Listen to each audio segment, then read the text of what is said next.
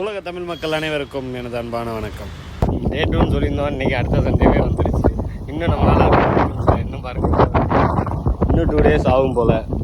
இன்னும் இது ஃபுல்லாக இருக்குது, நம்ம அறுக்க வேண்டியது. கண்டிப்பாக இன்னும் 2 daysல முடிச்சிடுவேன்னு நம்பிக்கை இருக்குது. பட் நான் இப்போ தான் வந்திருக்கேன்.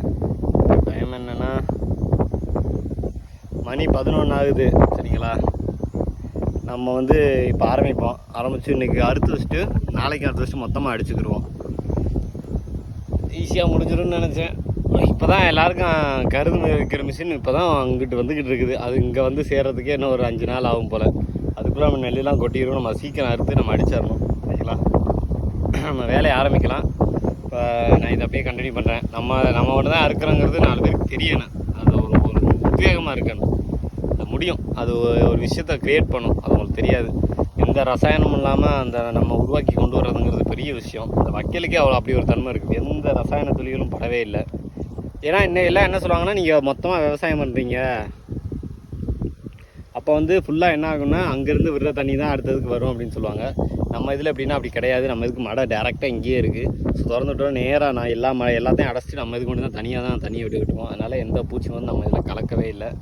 அதனால் நம்ம இதில் வந்து சத்துக்கள் வந்து அப்படியே இருக்கும். இதை வந்து நம்ம எல்லாத்தையும் அவிச்சு அரைச்சி நம்மளே சாப்பிட ஆரம்பிக்கலாம். நிறைய பேருக்கு நம்மளோட ஃப்ரெண்ட்ஸ் சர்க்கிளில் நம்ம எல்லாருக்கும் இதை கொடுத்து அவங்க டேஸ்ட் பண்ணி பார்க்கட்டும்.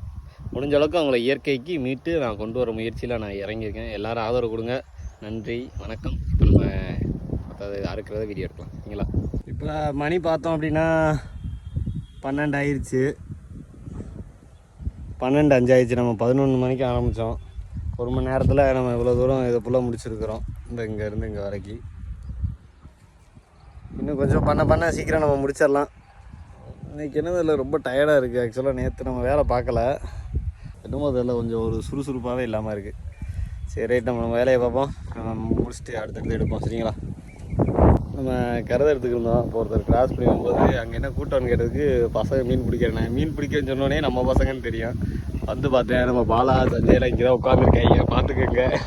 அதுவும் தலைவர் பொடி, எண்ணெய், தண்ணி எல்லாம் கொண்டு வந்துருக்காங்க. இந்த மீனை பிடிச்சி போட்டிருக்காங்க. மீன் பெருசு பெருசாக 2 மீன், கொத்தி மீன் பொறிச்சு இன்றைக்கி இங்கே ஒரு நண்பர்களே சாயந்தரம் ஆயிடுச்சு. இப்போ பார்த்தீங்கன்னா மணி 6 ஆகிடுச்சு. சூரியன் மறுபடியும் அஸ்தமம் ஆயிடுச்சு. இன்றைக்கி அந்த கண்கொள்ளா காட்சிகளை பார்க்க முடியலை. ஏன்னா எப்பயுமே அது கிடைக்கும் நம்ம எதிர்பார்க்கக்கூடாது.